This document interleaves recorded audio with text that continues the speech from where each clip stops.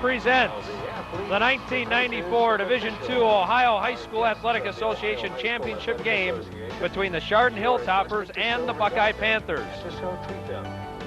Tonight's game is brought to you by Junction Auto Sales,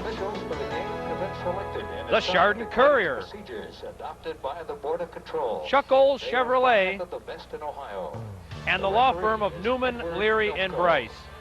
And hello again, everybody, and welcome to Chardon Hilltopper Football. I'm Craig Dees, joined by John Walsh. Big-time duty tonight. We're on the field at Paul Brown Stadium here in Massillon, Ohio. It is the state championship game, and John, we started this journey 4 weeks ago when the playoffs began, and it's kind of nice to be here, isn't it? It's great. This is exactly where we wanted to be when we started, the traditional football stadium, Paul Brown in Massillon. This is a beautiful night for football. You can see it's sweater weather right now. It's supposed to get a little bit cooler as the night progresses, but shouldn't be too bad as the night goes on. Let's talk about the Chardon Hilltoppers. Offensively, the last couple weeks, their offensive scheme has really been dominated by their fullbacks. Well, that's pretty much based on the dominance of their offensive line. They just take over, control, push down. If you can get your yardage, get your points, running through the tackles, why change it? That's Coach Doyle's philosophy. This defense for Buckeye, the thing they do very well is prevent the pass, so Chardon's going to have to run the football well tonight. Yes, and the one advantage they have is in size. Rayland comes at you with good-sized linebackers. Actually, their linebackers prove out to be bigger than their defensive line. They got average out at 190 pounds. And when you talk about this Buckeye football team, you're talking about a team that is not known for its great defense, but offensively, they've got some weapons. That's the whole thing. They come at you with speed. They come at you with power. That's where they base their philosophy. They're going to outscore you. Every time they get the ball, they think they can push it in the end zone. And quite honestly, this season, many cases they have. Both of these teams come in undefeated, 13-0. We're looking for a dandy football game. The whole city of Chardon looks like they're here tonight, and we're happy you could join us right here on Cablevision. We'll step aside and take a break. When we come back, John and I will have tonight's opening kickoff. We'll do all that next on Cablevision Channel 24.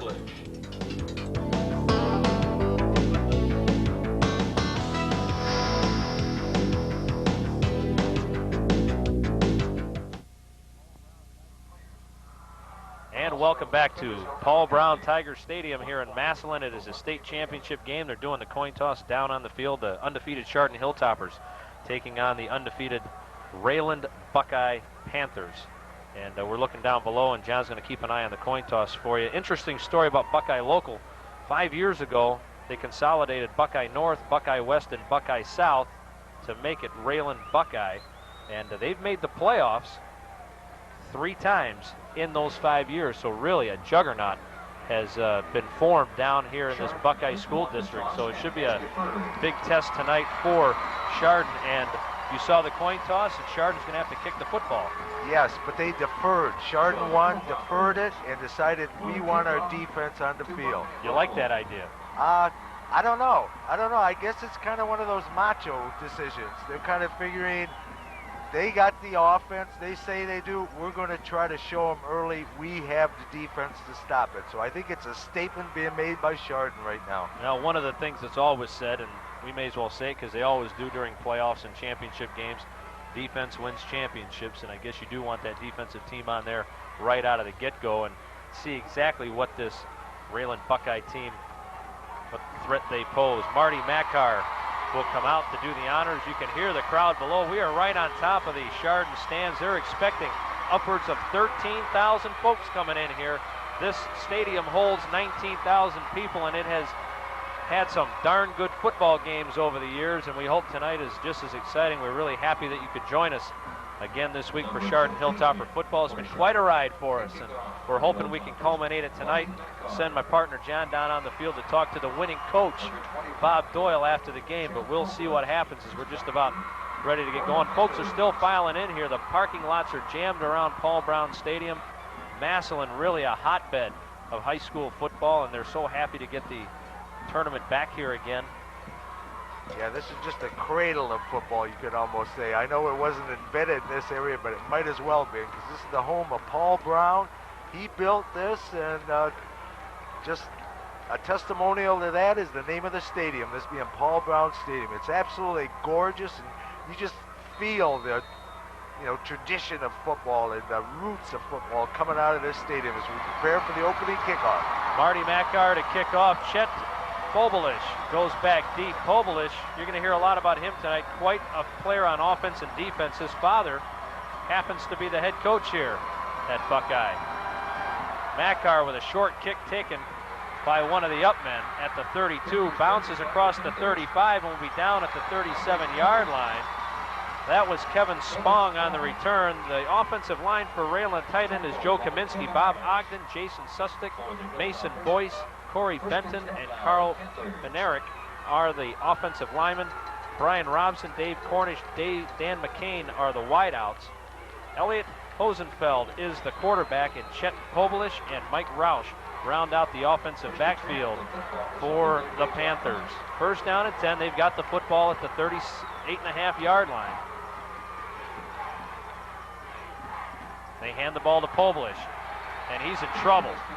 And he will be dropped for a loss of about 3. Coming up to make the play for Chardon was Scott Frank, and that'll be a loss of a couple of yards. The defensive alignment for Chardon, they have just played outstanding football over the past weeks. Christian Walsh, Rick Warner, Don Vaughn, and Corey Rice. Also see Rob Conroy, Ian Landy's in there as well. Platts, Honigman, and Ash are the linebackers. Kevin Ash, cornerback, Pat Turner, Scott Frank, and John Toddy, who just played a whale of a football game last week. This time it's Pobolish again for better yardage, and he will take it up across the 40 to the 43-yard line. I tell you, we got some dynamite matchups out there. You got All-State first team, Donnie Vaughn playing nose. Opposite of him is All-State center, Mason Boyce, coming for the Rayland. We also have 2 honorable mentions, Corey Rice coming against Joe Kaminsky. So there should be excellent personal matchups. 3rd down and 6. Fumble was kind of bobbled, and Hosenfeld going to have to eat the football, and the punting unit will come on for the Panthers. You know, that matchup I was just talking about, Craig, I think one of them just came into play. Watch this if again. you watch, it's a center trying to get out, nullify that quick speed of Donnie Vaughn. And he just jumped a little bit, tried to do it before he could get the good snap going. And we've got flags flying all over the place, and it looks like the Panthers may have jumped. Rick Matthews will be the punter.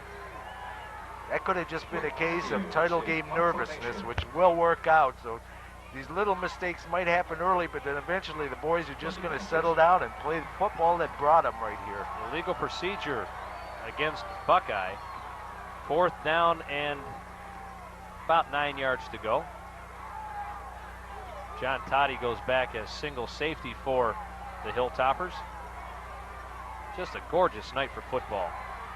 Matthews, who's averaging about 31 yards a kick, sends it down deep, and Toddy's going to have to let it roll, and roll it does. Down inside the 15, and that's where the Toppers take over. 1st down and 10, 85 yards ahead of them for the end zone.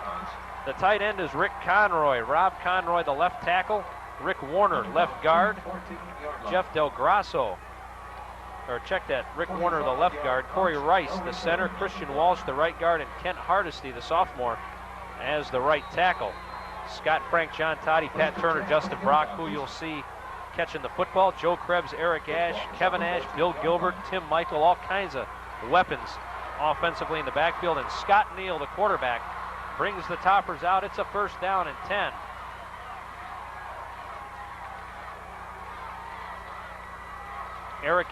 Actually, Neal got me. First play of the game. Hangs on to it. Takes it across the 15 to the 17-yard line. Every week.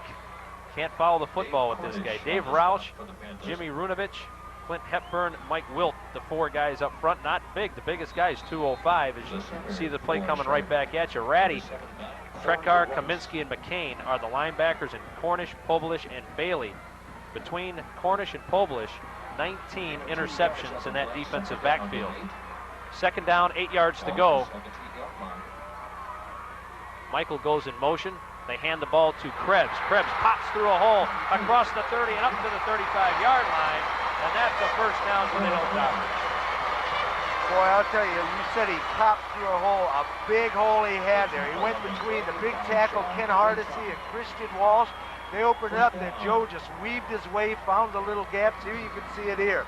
Look at the hole opening up for him on that side, and He just makes the rest of it happen with his winding running.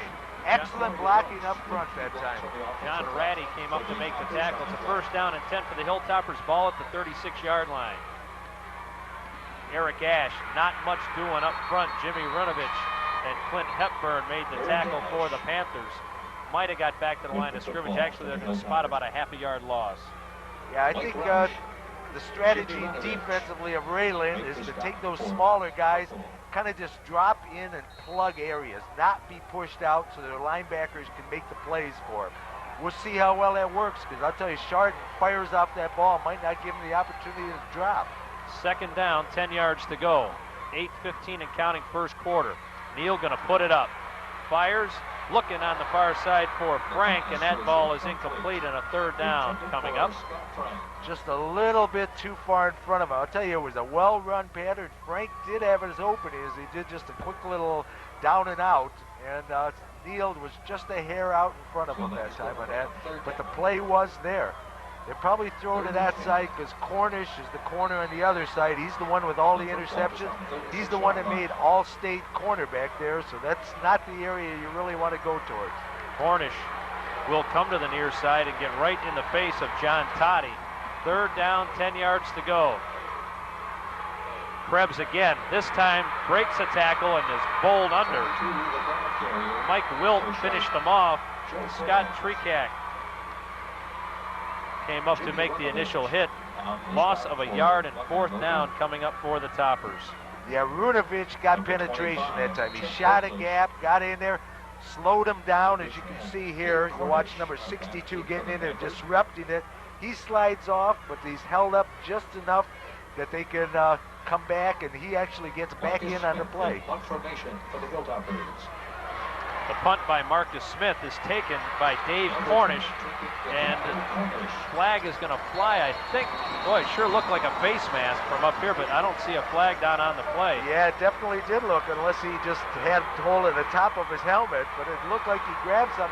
Referee had a closer angle than we did. He didn't throw one. We'll watch it see again. if we can see what happens here. Right. No, it's on top of the helmet. Now it's on. No, it's not on top of the helmet. Great So shot, Chard guys. got away with one there. And Cornish came right up to the official, grabbing his face mask, saying, "Didn't you see that?" And I'm sure the official said, "No, sir, I did not." Or out of call. Play football. First down and 10 on the 42.5-yard line. The Panthers' second possession. They hand the ball to Polish, and he slips and falls down. He will be covered by Pat Turner. I tell you, this is one of the. It almost feels like there's plywood surface underneath this. Oh yeah, turf, doesn't like, it? It's like a WWF mat. You know, like you just see the bouncing off. It really is spongy. Take a little time to get used to it. Like I said, right now we're playing on playoff jitters, but it should settle in here pretty soon. Second down, 12 yards to go. Mike Roush, the fullback, he was in single setback, and he might have got a yard. Met by Rick Warner. And so far, that defensive front is doing their job up there. As you can see here, they're getting across the line, getting their penetration, shooting across, reading off the players, and just swarming, making excellent tackles. They're controlling the line of scrimmage thus far out there when Rayland has the ball. Third down and 10. They pitch it to Povolish. Chet tries to cut it back, picks up a couple yards, but that's it. Scott Frank came up, upended him at the 20 or at the 45, and he falls forward to the 46-yard line. Just like that, 3 and out, and another punting situation for the Panthers. Yeah, that play was set up with Corey Rice get across there, turn him. Povolish want to go way to the outside. Rice made him force to the inside where the rest of his team was. Did an excellent play at containing that one. Short punt. Matthews shanks it.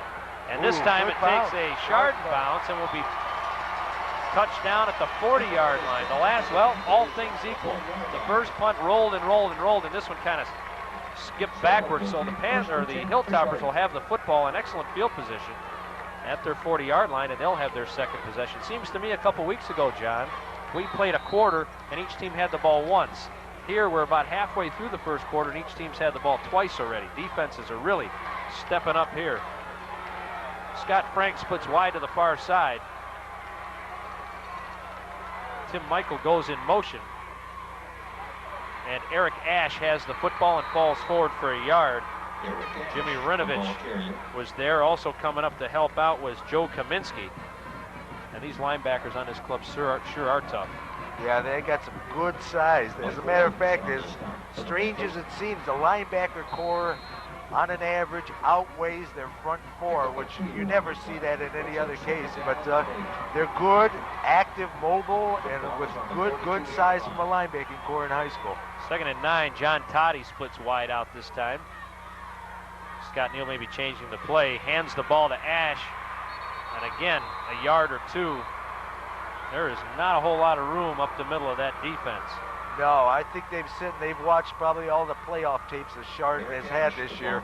They're sealing, they're looking for Eric to carry. Going to have to come back with the quick little counters and maybe working off of a little play into. We use Eric as the setup man. 3rd down, 7 yards to go. They hand the ball, or actually Neal's going to keep it, and he's going to be just shy of a 1st down. 4th down and about 1 yard to go. Yeah, that's one of those that they'd like to get him pinned deep with having a super punt from Marcus Smith here, because that would put it, get them the adrenaline flowing and stuff, and if they can hold it there, their offense might finally have its little nerves settle in and start doing it. But again, that play was set up. It was good yardage off it. It was set up by play fake to Ash on the inside. They sealed in on him, opened it up a little bit to the outside.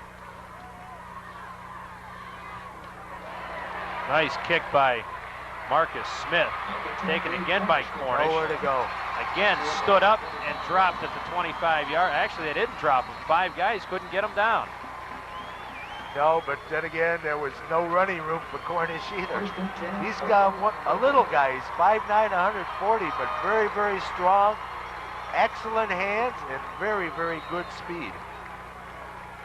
Now Chardon's got it. Finally, they've taken back the field position. Their defense can hold. They should be able to hold field position for at least the rest of this quarter, if not the half. 1st down and 10. Ball at the 25-yard line. Pobolish cuts it back. Gets a yard or so. Boy, both defenses have been just dynamite so far. Yeah, they're playing very well out there. We had Brian Benline out there. Seal it up. Again, he came across from his linebacker spot, turned it inside. That's the whole thing. You cannot let that guy burn you to the outside. That's where the speed comes into play. Turn them inside where the rest of your teammates are. They're coming across. They'll nullify speed anytime. 2nd down, 8 yards to go. Pobolish again. Oh, check that. They got a new running back in the backfield. That is Dan McCain. McCain burst through a huge hole. Yeah, that one was well blocked up front. They just took it, flowed it to the outside a little bit. You see the quarterback flow that way, counter back towards the inside. Watch this. Huge hole. John Toddy was there to make the play. And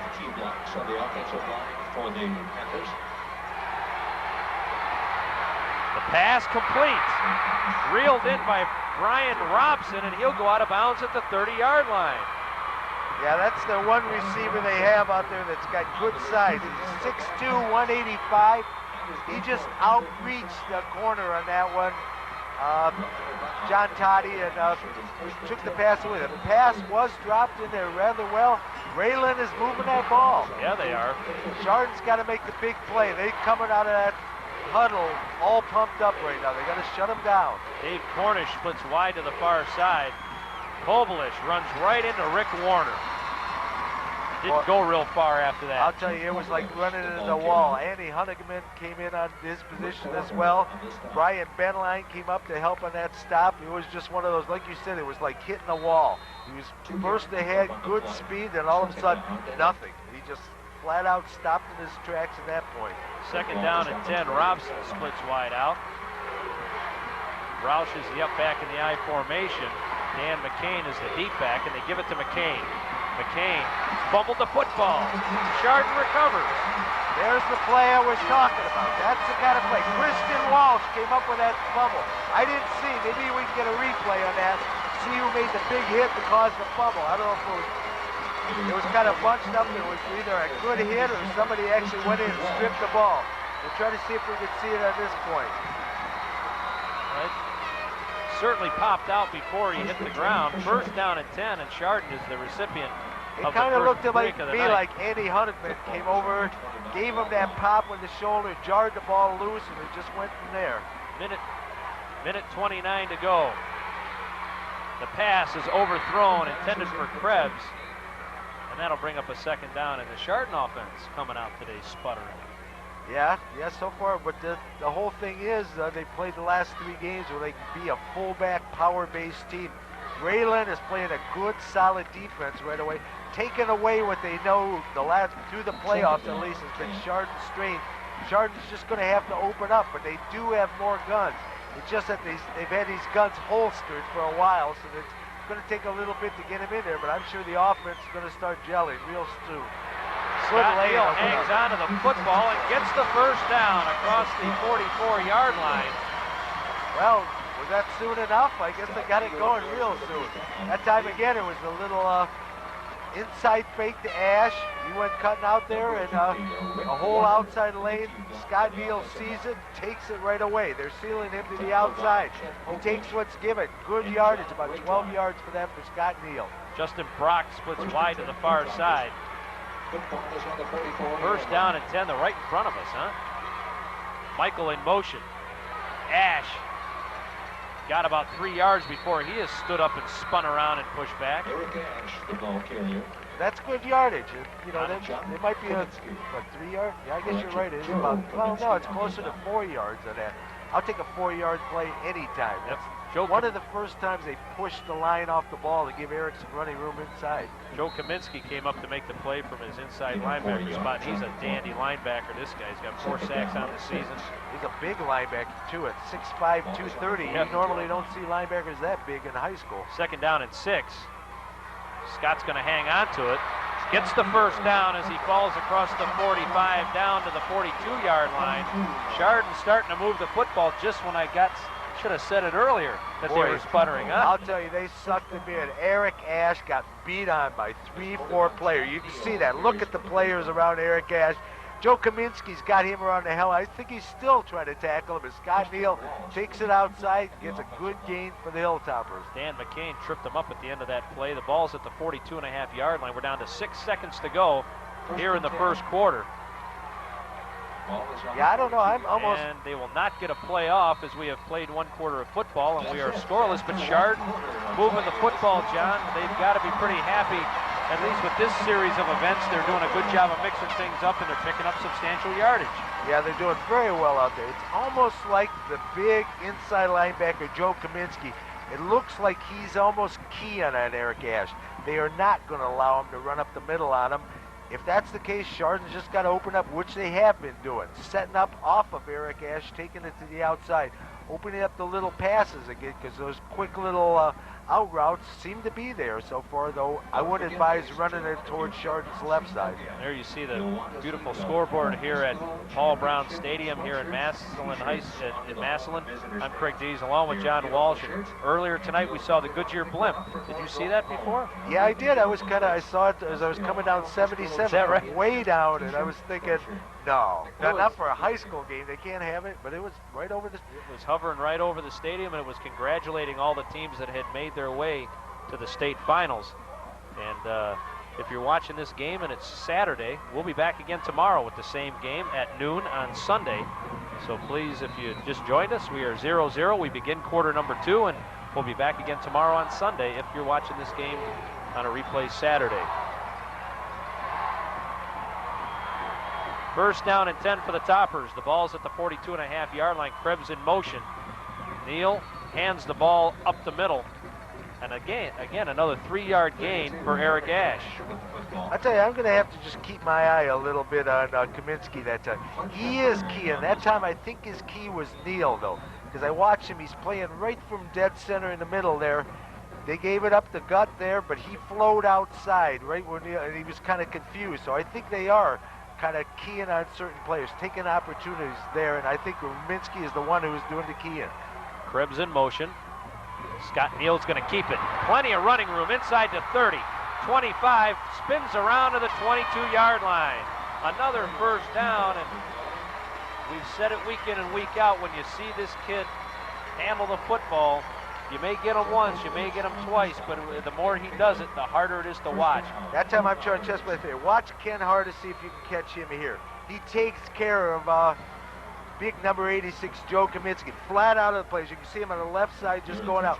That's one reason why Neal had the opportunity to get out. The big sophomore tackle, who was just flat out excellent, came out, screened him off, took him out of the play. Chet Poblish on the tackle. Again, they go right up the gut. And they're starting to wear him down a little bit, starting to get some yardage. Eric Ash again popping forward. This time it looks like he picks up about 5 yards. It's a multifaceted offense there. Now Rayland is getting a little concerned about the outside because they're getting appreciable yardage there. So they go right up the middle at Ash. He gets good yardage on the first down play. Second down, 4. The football is on the Panther 16-yard line. Good drive by Chardon. Second down, 5 yards to go. Tim Michael goes in motion. Scott Neal going to pitch it back. Michael, good move, able to make something out of nothing. Stays on his feet, and he's down to the 12-yard line. He picked up 2 or 3 very tough yards, but he could have been down for a couple of yard loss.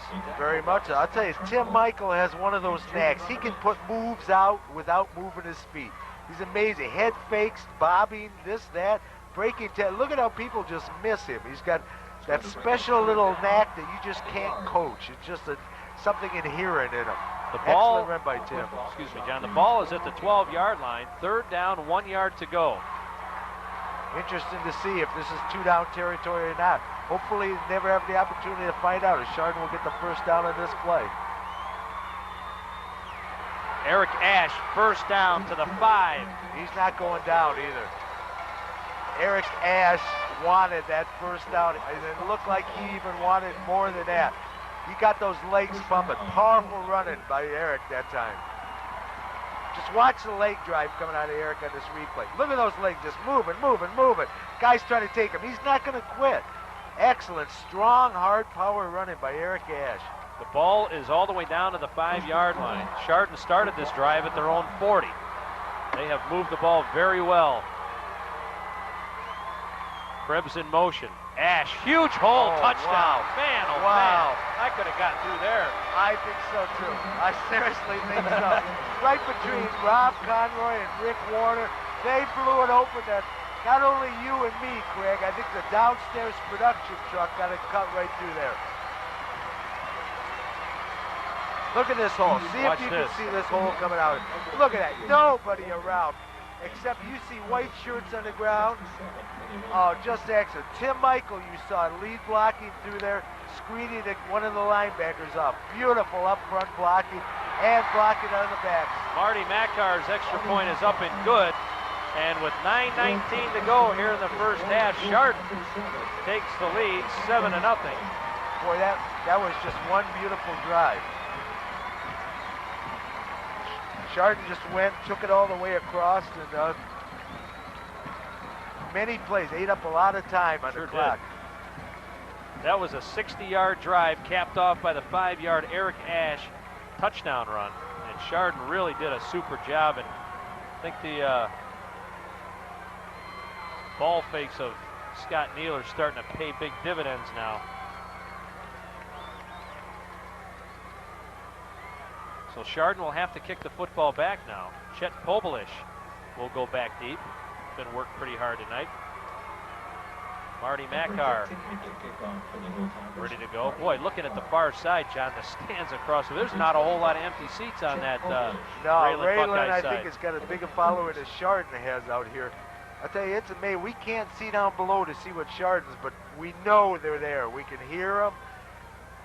And they always just support this team just absolutely tremendously. We were down on the field before, and when Chardon's team was being introduced, boy, it was a loud crowd, I tell you. So Marty Makar will attempt to do it. What'd you break over here, John? I have no idea. We've lost our monitor up in the booth here. Gee whiz. I swear to you, I touched nothing. Can't take the guy anywhere. Well, here we go. Chardon kicks it toward the sideline. It will be taken by The up man, that is Kevin Spong again. He's got a lot of room near the 40-yard line. Yeah, he was doing the little juking and shoulder tucks and all, and just trying to get away. Good return. They're trying to keep the ball away from Chet Pobolish, but this Spong has had a couple nice returns so far.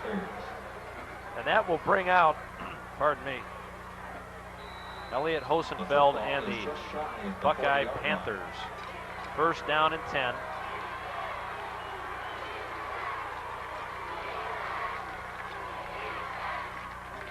They hand the ball to Pobolish. Good lead block. He falls forward for a gain of about 5 or 6. Right behind Jason Sustick. Actually had his hand on Sustick's back. Yeah. Pushing him. Yeah, which is actually illegal. It's something you can't be doing, but I guess that evens out because Chardon got away with the face mask early. Tell you, Andy Hunneman came from his inside position, just cut him out on the outside here. That was a good gain, though, from Rayland. Maybe they're settling their offense in. Second down and 4. Got some blocking out front. Pobolish across midfield and into Chardon territory for a first down. Well, I'll tell you, he pulled the right side of his line out there. They lead block to the outside there. Gave him excellent blocking out front. That was a good little pull play.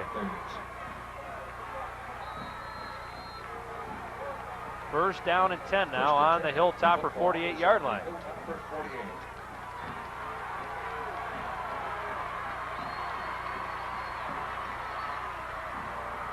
They give it to the fullback, Mike Roush. Oh, there's a strong runner, too. He's close to another first down. I think he's from where the side judge comes in. That's a first down by about a yard. So he picks up 10 on the play. They'll move the sticks. Yeah, that was Panthers, strong running. You said it in the pregame, the fact that this defense will give up some points, but the offense feels that every time they get the ball back after that, they can punch it in themselves, and they're certainly living up to that this drive.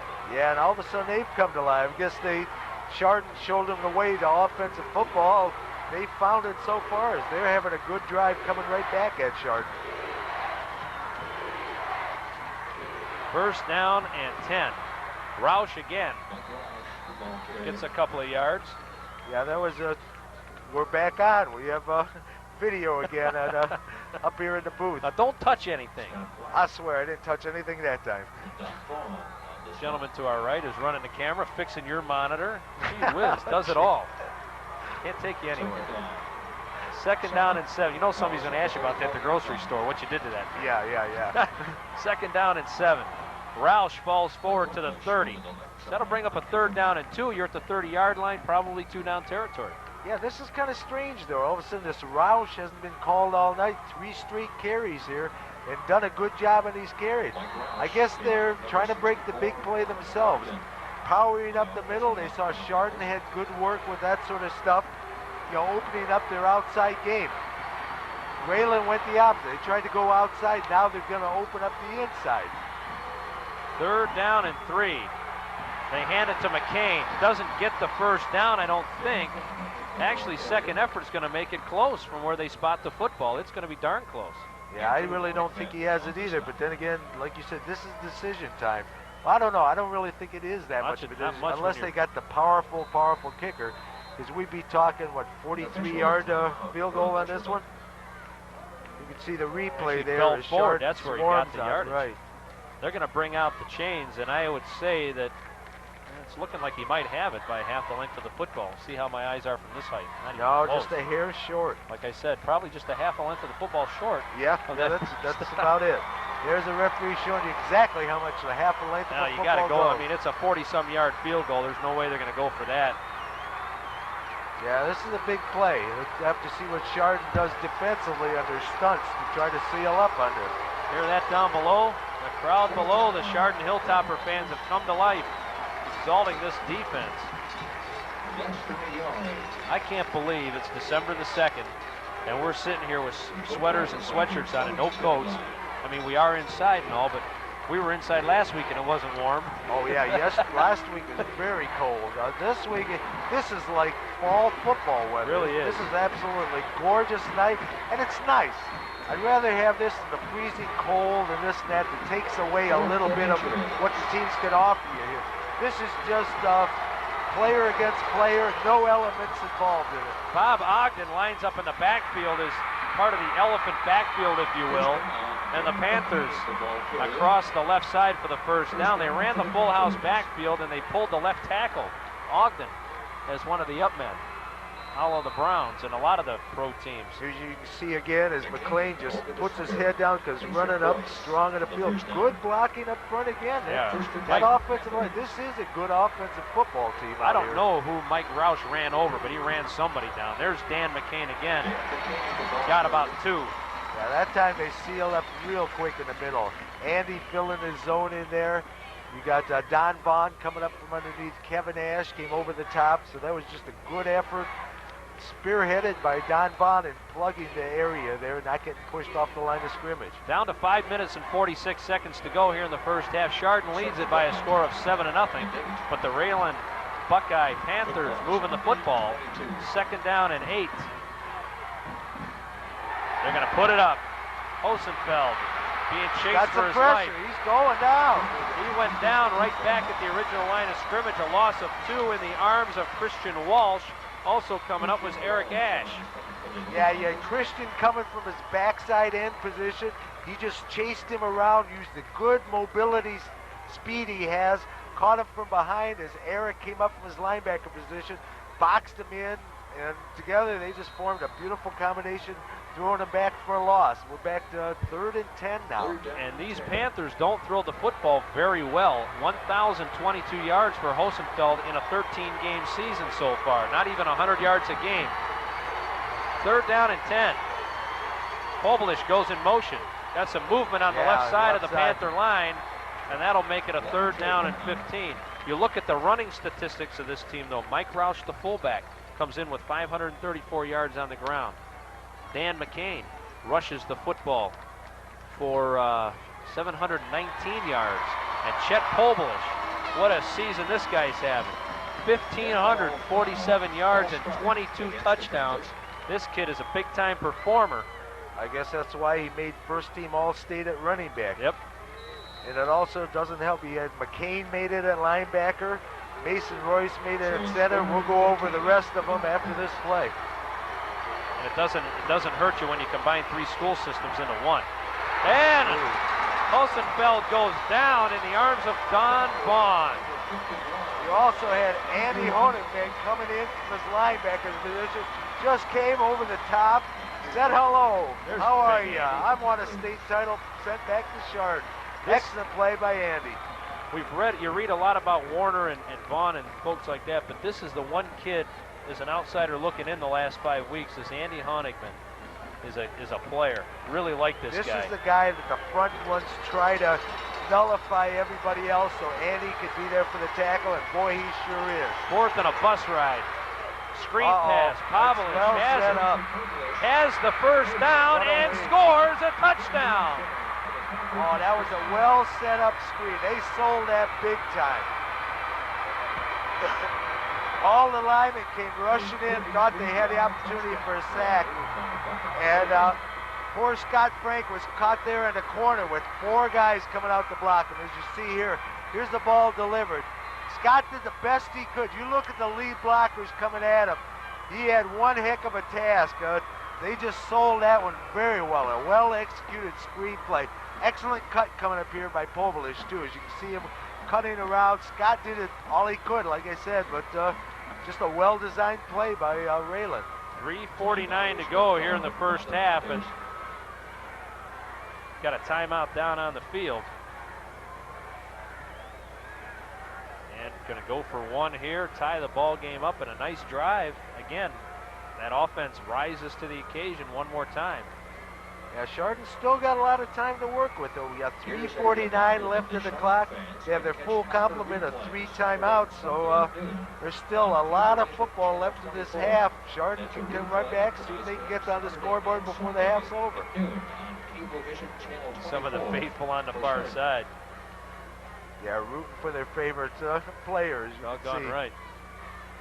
But finishing off what we were saying before, I'm talking about the All-State players. We also had Joe Kaminsky got special mention, Mike Roush and Dave Cornish, all with special mention. The Chardon ones will mention as we get time later on. A lot of all-staters on this field. They go for 2. Try to take the lead. McCain didn't get in. No. So Chardon has stopped the 2-point conversion, and with 3:49 to go, it is 7-6. That was Rick Warner saying, boys, you ain't running over me. He just sat there, plugged that hole right up, and tried to run it at him, which is a little bit of surprise in itself. He did seal it off. That's an excellent lead-in to Chardon's All-State, led by Rick Warner, who was an offensive lineman, first team. Don Vaughn, first team defensive line. Second team, Kevin Ash, defensive back. Special mention was Corey Rice and Scott Neal. Like I said, we got 11 All-State player caliber players on this field, all playing for not only the individual acclaim, but for the team championship.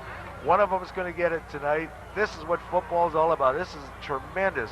Both teams are settling in, playing excellent, excellent football now. This is exactly what we'd hoped for. Well, maybe close for a while. Try to get that lead going a little farther out.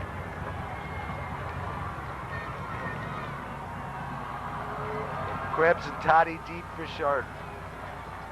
This will be the first opportunity we see what kind of kicking game they got here. John Seuss to kick off. Line drive straight up the gut. Krebs will take it on one hop at the 8. He's across the 20 to the 29-yard line before he's bounced out in hostile territory on the far side. It's not where you want to go out of bounds. Don't forget tonight's game brought to you by the good folks over at Chuck Old Chevrolet, Junction Auto Sales, Chardon Courier, and the law firm of Newman, Cleary, and Bryce. And please give those folks a call and let them know how much you enjoyed all these ball games that you've seen throughout this playoff season. Even if you can't patronize those folks at this time, at least pick up the phone, give them a call, say, hey, we watched the game on Cablevision. We really appreciate your sponsorship of those games and bringing you the kids' games on television. First down and 10. Krebs tried to break a tackle, couldn't get away. Let's see who's coming up off the front. Jimmy Runovich, I think, had him by the ankle and just would not let go. Yeah, just enough to hold him up. I'll tell you, he did have that outside open up for him, though. He had his lead blocking coming out of his backfield man. The split end on that side came across through a good block. They did have some running room out there, but Joe just couldn't break that ankle free. It was a good job of Runovich holding on to it for dear life. Second down, 9 yards to go for the Toppers. We're down to 3 minutes and 10 seconds to go in the half. Scott Neal to throw, looks underneath and is picked off.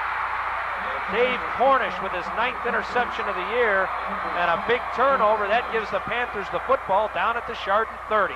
Well, I'll tell you, that was a fine catch by Cornish. He one-handed that over his head, pulled in his body and spun around, as you can see here. Coming right at you, too. Scott, yeah, throwing right over there. One hand up, pulls it in, turns around, and picks up a few extra yards. Excellent hands of that kid. Yep. It really wasn't that bad a thrown pass. It was just a good defensive play by Cornish. So Buckeye gets the football back. First down and 10. Chet Pobolish for about 3 yards. Chet Pobolish. Yeah, we had Eric Ash up on top, Andy Hunniger on the bottom, Donnie Vaughn down at the bottom, and I believe Rick Warner getting up from the pile. It was a team effort again by Chardon on that tackle. Second down and about 7.5 or 8 yards to go. Ball is spotted just at the 28-yard line. Yeah, I think that's only Chardon's. They haven't had that many turnovers in this playoff. No, they really haven't. Pobolish again, left side. Tripped up, nicely done by Scott Frank. Oh my, there was a lot of running room if he would have got past Frank, but he couldn't do it. I'll tell you, Scott Frank is a master of that low tackle, just taking the leg. As you can see him, watch him come up from his position here. Just read, stick your legs in, trip those legs out from underneath him there. He just is such a good tackler in that open field. Well, they teach you to watch the belly button, because where that goes, the rest of the plays go. Right. You can't watch the legs of the arms. Pobolish is in trouble, and he goes down. He got tangled up a little bit with the quarterback. I think we had some trickery going on there. He wasn't putting that ball away early. If we can see that on replay, you'll see it looked like there was some sort of an option throwback. The quarterback rolled out to the right side. I think it was one of those quarterback dumps. See how he rolls out that way? He's going out for a pass. You really can't see what Pobolish is doing with the ball. all you see him is trying to get his balance back. But he did hold it out like he was going to try to throw a pass with that. Jason Sustick, the left guard, you could see he wasn't moving downfield to block. He was pass blocking. Yeah. He's kind of slid in front. I think it was a throw back to the quarter. Yeah, I think you're right. Timeout down on the field. 4th down and 13 yards to go. The ball's at the 34-yard line. Seems to me on 4th and 21 at the 33 just a few minutes ago, that little screen pass hit, and that was 6 points. So by no way, shape, or form is this an impossible task. You see Bob Doyle. I saw Bob today. I did not say hello. We haven't spoken yet. And again, we talked last week about be the cause of the jinx. That's right. We talked about. I had a chance to talk to Scott Neal's father before, and the last thing he said to me was, "When you find John, send him over, because we got to speak again." As soon as I stepped to the stadium, he grabbed me and he said, "Yeah," he said, I spoke to Craig earlier. I wasn't sure if he was part of the tradition, but I didn't want to take a chance, so I went up to him as well. But I had to see you. If he went up to everybody, he went up to about 13,000 people just to make sure. But I tell you, it's been. I saw Chardon arrive today and they had white jerseys on. I thought, oh, geez, here we go. And then they come out and they've got the black ones on for the game.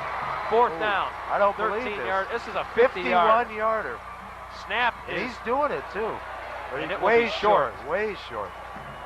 And it will be a touchback. I was thinking a potential fake there. I couldn't believe that they were going to try a 51-yard field goal, but he must have some kind of a leg. He didn't show it on that, nor did he show it on the kickoff. That was John Seuss. I tell you what, won about 40 of those 51 yards, and Dave Cornish, the punter, wanted running into the kicker, but that was kind of a fumbled snap, too. The hold wasn't real good. Yeah, Red Jevnikar just informed me that he did in practice. He said he's got one heck of a leg.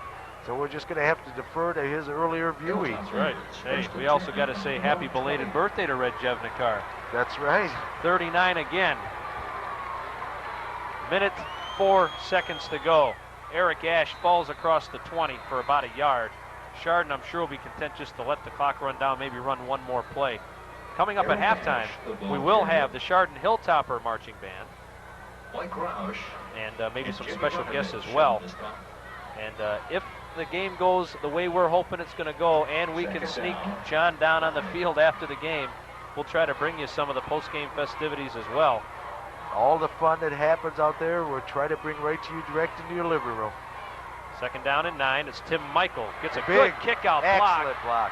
Across the 30, and he goes out of bounds. Nicely done at the 33-yard line. Yeah, like you said, an excellent kick-out block. It was Christian Walsh just opened it up. The guy came across. Christian says, not my teammate. You're not going to. Dave Cornish was a recipient of that Watch block. this Number block 10. coming up by 70. Right there. Just screen him, open it up for the big gain outside by Tim. Maybe Coach Doyle isn't content, though he is down to 25. He's going to have to pull all stops here. I would recommend, though, throwing to his right side away from Cornish, who is now playing the right corner out there to Chardon's left. Joe Krebs. Across the 40, close to a first down, about a yard shy. I'll tell you on that one, you can see Rayland was grabbing balls. They were going to go for that big turnover to see if they could get something going. You can see them just reaching in, trying to strip the ball from Craig. Chardon takes a timeout. Chardon will take a timeout. There's 12 seconds to go.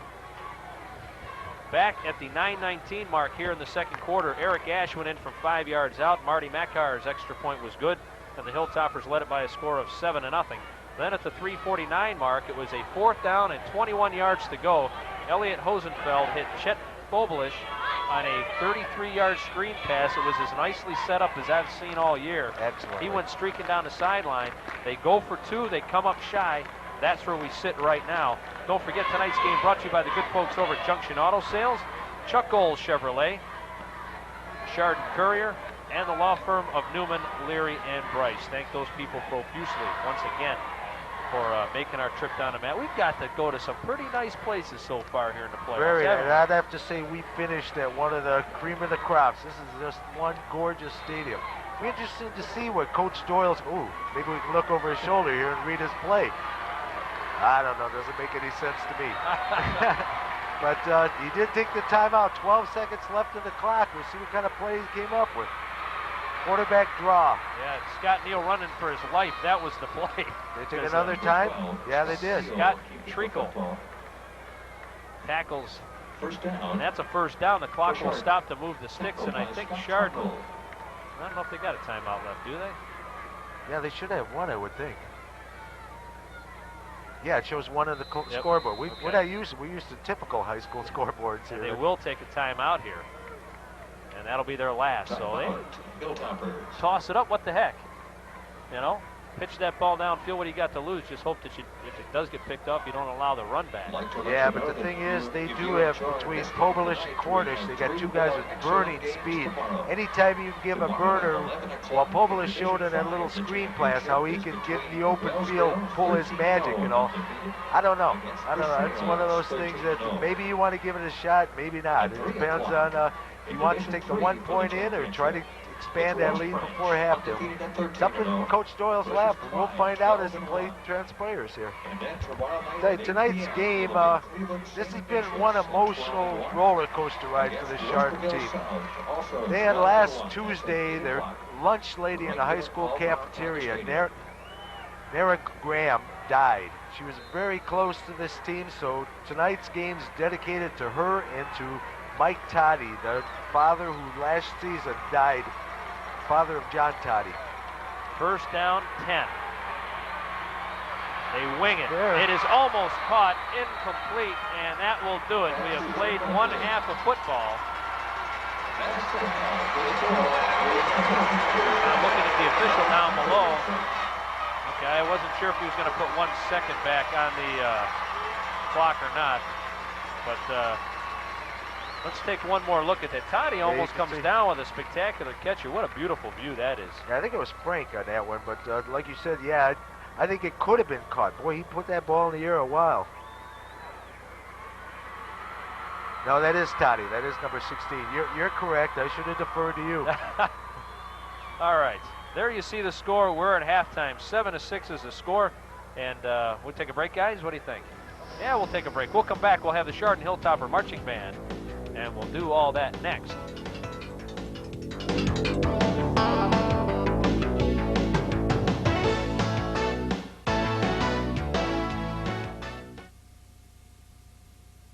Band.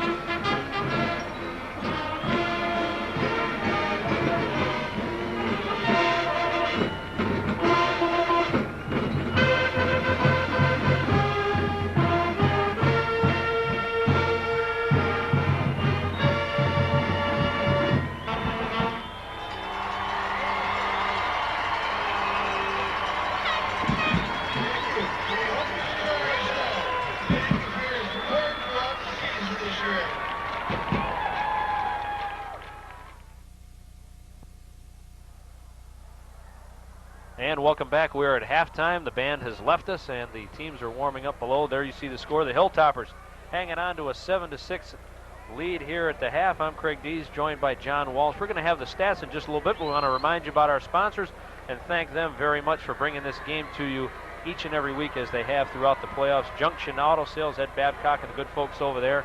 Thank you very much. The Chardon Courier. Read about the game and read about the toppers in the Chardon Courier.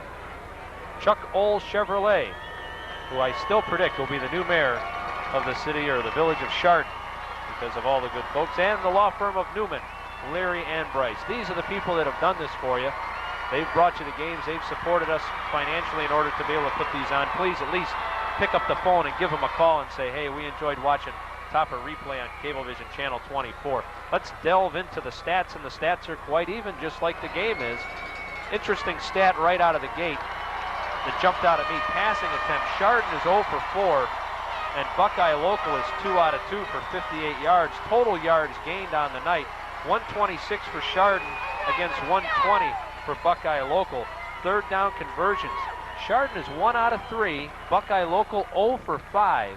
But in fourth down conversions, Buckeye Local is 1 out of 1, and that was a score. That was a big one. Total plays, Chardon 25, Buckeye Local 26. Time of possession, Chardon 10 minutes 52 seconds, and Buckeye Local 13 minutes and 8 seconds. So pretty even, Stephen, ball game. I guess the good news for Chardon is they get the football to start the second half. Yeah, and I'll tell you, all season long, second half has been Chardon. Hopefully that trend will continue for them tonight, because they've had a couple of games, like I remember the Orange game. They were relatively flat the first half, played Orange fairly even. Second half came out and just totally dominated. They've had a lot of those games, even into the playoffs here. Riverside was a close game going into halftime. Came out second half, took total control. Second half is Chardon's.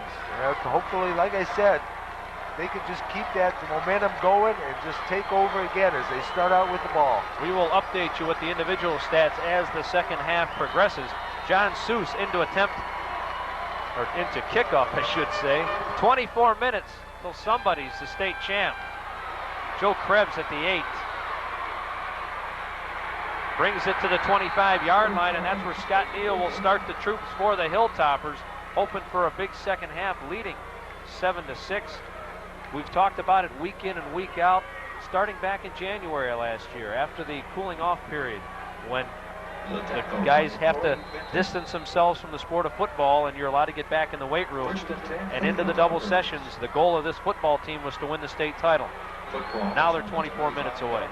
Yeah, but it's going to be a long, hard 24 minutes because Rayland came to play as well. Tim Michael cuts back up to the 27.5 yard line. Might have got 2 yards on the play. Second down and 8 coming up. Poblish came up from a safety position. Again, that play was set up by that big block on the outside by Christian Walsh. You'll see him. This is the one Michaels had a good gain on before. There's Christian taking a man off. Poblish right there on top of him, as well as one of the interior linemen coming across. And if you see that, it almost looked as though Walsh pushed the defender in the back, but the defender can't turn on a blocker like that. And that's why that is not called. No, it's a continuation on that, so there's no clip involved in that play. Second down and 8. Michael, huge hole. Nice move outside the 35-yard line to the 40. Breaking tackles to the 46-yard line before he is tripped up by Jimmy Renovich. Came back from his defensive tackle spot and tripped up Tim Michael. Nice misdirection and a huge hole. Yes, very huge hole, getting Timmy through the ball, but then he went into his little magic. I don't know how he does that, but he makes people miss him. As Scott Neal made the cameraman miss him. And look at this. He pretty much stops, just turns the hips and all. He's just really hard to take, this weaving around. He's one of those you can't sit and hit, or he's just going to take it out on you. The ball to the 47. Eric Ash into Panther territory near the 49-yard line. Another gain of 4 on first down, so Chardon continues to pick up decent yardage on first down as we are underway in quarter number 3 from Paul Brown Tiger Stadium here in Massillon, Ohio. Really the high school football hotbed. If you've never driven through this town and saw the signs in the front window that say, how about them Tigers? And all the windows and all the paraphernalia, the paw prints all over this city. the Tiger Paw Prints. This is high school football at its finest in this town. Neal going to hang on to it. And he is down to the 45-yard line, talking to some of the crew at the half, admiring how well Scott Neal handles the football and how difficult, not only for us up here, but for our camera guys to our sides and the director trying to figure out what camera to call up. The guy's tough. Yeah, I think the exact quote coming out of the booth was, boy, that quarterback's hard to follow. You don't know what he's doing there. And they said, yeah, well, you should see him all season long. It just confuses you like crazy. Third down, 2 yards to go for the Toppers. The ball is just outside the 45-yard line of Buckeye. Ash, first down and plenty. Across the 30 and down to the 27-yard line. That's another first down. Boy, I'll tell you, Rob Conroy, Rick Warner, both pancaked their guys on that one. They just blew them right off of the ball, opened it up, and then you got the lead block taking a linebacker on the play. Eric had lots of running. But watch if you see me, you can see the players down to the ground. Well, you can see one of them dropping down there, but they just blew open a big hole, and Eric just got all he could out of it. Good, strong running by him. Ball just outside the 26. Tim Michael in motion. It's Ash again to the 19-yard line. Boy, hanging on for dear life was Ben Bailey. A huge gain of 8. Again, the right side of Christian Walsh, Ken Hardesty said, hey, we can match you left side, guys. We'll open a hole up for Eric over here. They did. Eric took it again. Chardon is on the move. Scott Frank splits wide to the far side.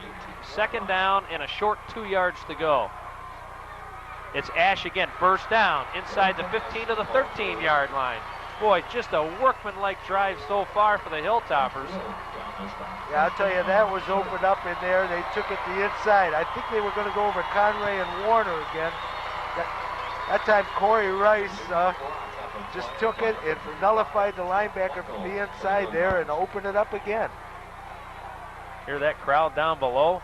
Oh, yeah, they're into it. They're into it. Even with these headphones on, take your headphone off, man, it's deafening. It's deafening, very much so. The Toppers can get a first down at the 3-yard line, first down and 10 at the 13-yard line of Buckeye. Wow. Ash again, and Ash will go down to the 7-yard line. I don't know if you can hear the PA announcer in the background.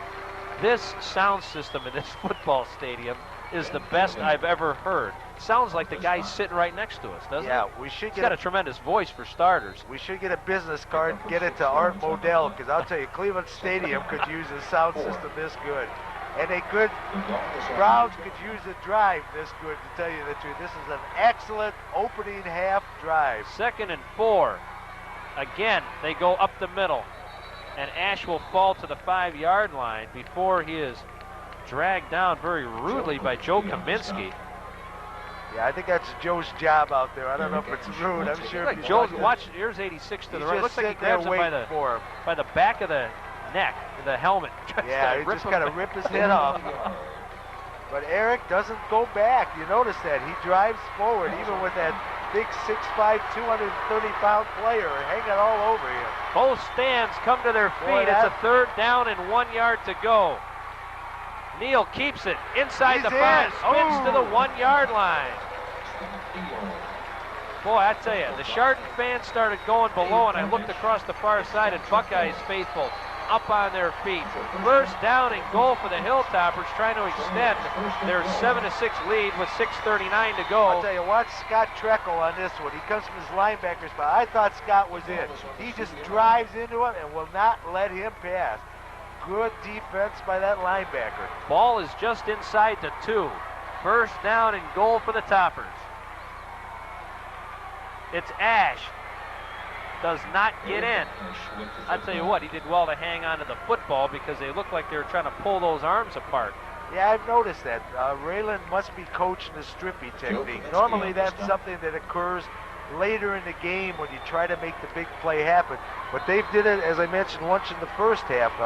They go for the ball. If you're going to dangle it out there, that's a word to the wise to the Chardon backs. Hold on tight because they're a stripping team. Second down. Goal to go from the 2. No gain on the last play. Scott Neal surveys the defense. Ash Oh, yes. gets in, touchdown. Yeah, he just bowled that in. He got his little leg, put the shoulder down, and just took it right into the end zone for 6. More importantly, look at that scoreboard clock as you watch the surge again. No problem. Eric Ash's second touchdown, a 2-yard run. That was a beautiful drive. And like you said, look at the scoreboard there. We went through better than 6 minutes on that drive. Marty Mackar to attempt the point, and it's good. So with 5:41 to go in the third quarter, guess what? Them Toppers out on top by a score of 14-6. To quote Are you getting excited yet or what? Oh, I was excited as soon as I looked at the stadium. I'll tell you, to pull a quote from Coach Doyle at the pep rally last night, how about them Hilltoppers? And I guess it brought the house down at the rally. Everybody just went nuts. 14-6 with 5:41 to go. I'll tell you, on that particular one, Eric was held at 29 yards in the first half on 9 attempts. I'll swear he doubled his production on that drive. He got a lot of yardage, especially on those 2 big plays. He must have broken 20, 25 yards between just those 2. Good drive. That's setting the tone. We'll have to see what Rayland, how they can come back and answer. I'll tell you, that extra point was very important because that puts it up to an 8-point lead. Now you force. Yeah, now Rayland they Buckeye definitely go for 2. Marty Mackar is a very, very dependable kicker. I guess the Panthers must have thought they needed to take the lead on that drive because if they're going to attempt a 51-yarder, then obviously got a little bit of confidence in that extra point. Yeah. So they must have felt it was important to try to get out ahead of Chardon and let Chardon play catch-up as opposed to just playing even Steven. Mackar kicks it. Again, guess who? Same guy that's returned all kickoffs so far, Kevin Spong. And Spong is up to the 37-yard line. So Elliot Hosenfeld will bring out the troops. I tell you, we had Rob Fisher and Andy Honigman on that one, just stopping him pretty much. He's been doing some good weaving. They didn't fall for it. Each of them came from one side, just sealed him off, held him inside the 40.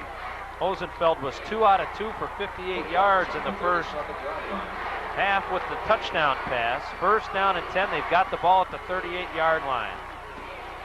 Roush, the fullback, forget it. Tripped up by Don Vaughn. Rick Warner was also in there, and Andy Honigman also came up. More importantly, they came in from shooting gaps, getting into that backfield. Penetration was very good that time by Chardon. That's something that this line of Rayland has done a good job keeping the penetration down thus far. Roush in the first half had 20 yards on the ground, 5 yards a carry. This time it's Pobolish. Pobolish stood up at the 43-yard line before he's brought down. Chet had 20 yards on 11 carries in the first half. So for the 4th week in a row, what have we seen now? We've seen the Chardon defense key the back on the opponent's team and literally shut them down. Yes, very much. Pobolish really hasn't been part of this offense, short of that screen pass, and he showed his magic in running on that one, so he's a very dangerous back. They run the reverse to McCain. Scott Platt said, no way, no way. He sat there, came up from his linebacker position, sat on that corner, and would not fall for it. That's good, disciplined defense on that one. Watch him. They reverse back, and you can see Scott Platt just standing there waiting for him to come. There he is. Yep. Trips him up, nothing. Good defensive set by Chardon. Rick Matthews punts it. Toddy's going to let it bounce, and it takes another Panther bounce inside the 5. They'll down it at the 4-yard line. My, oh my, that was nice. In the first half, Matthews only averaged 30 yards a kick. Blew that average right out of the water. Yeah. Chardon gets the ball back, though. 3-yard or not, they've got the ball back. Another drive like they have would take us into the 4th quarter, my good man. Yeah, but the bad thing is here, now they're going to have to get that push from the inside. They've pretty much taken off their chances of using the option on here. Option is a big play for Chardon, but it also could be a very big loss play, and they can't afford to lose ground down here deep in their own territory. 1st and 10, they spot it at the 4. Straight up the gut. Eric Ash picked his way nicely through that offensive line, and that's a first down. The hole was there, but then he, with good vision, was able to pick up another 5 or 6 yards by just cutting just a little bit. That's a very important one. Anytime you move the ball forward, as you see what Greg was talking about here, he's just weeding his way, putting his hands out, finish it, seeing the guy lowering and diving it through him to get that extra 3 or 4 yards. Now good hard running, and they gave him room. Now you got some breathing room at the 15-yard line. It's Krebs in motion. This time it's Tim Michael. Nowhere that time. And coming up, Joe Kaminsky again, yep. Yeah, he just read that, shot in, and just tripped up Tim before he could get going. I'll tell you, Tim did have a little running lane out to the outside area there, but Kaminsky took that away from him. The one thing we didn't see that time, though, was Christian Walsh leading the way. Christian Walsh has had that nice kick-out block the last 2 times they've run that play, and that time he wasn't out. I'm not sure if that was the same play. That was more an off tackle. The other ones were outside the end position. Second down. It's a different play. 12 yards to go. Scott and Neal going to hang on to. We're going to have a hold. And Neal coughed up the football. Ooh. Well, hopefully that was a flag on Rayland, but like you said, I think it's probably a hold. Yeah. Ball tried to be pitched back and went awry, and that will be a hold. Here comes the replay on this one. Right there's the hold to the left. There's the flag. The initial hit by Dan McCain on the play. Scott tried to pitch it back to Joe Krebs, and Krebs couldn't get it. And Cornish did a nice job of getting Krebs the heck out of the way. That's right. So if he didn't get the ball, one of his teammates would, because he figured that's going to be all defensive players coming in on that ball there. So like I said, that was a good try. Well, it's up to Chardon defense. They're going to have to suck it in right here and see if they can come up with a essentially goal line stand. Costly mistake. First down, goal from the 8. Roush down to the 6. Rick Warner hanging on, dragging him down. Yeah, Rick shot across, went around his man and kind of grabbed him around the backside, but not before, like you said, he did gain a couple yards. And down here, a couple yards is a big play.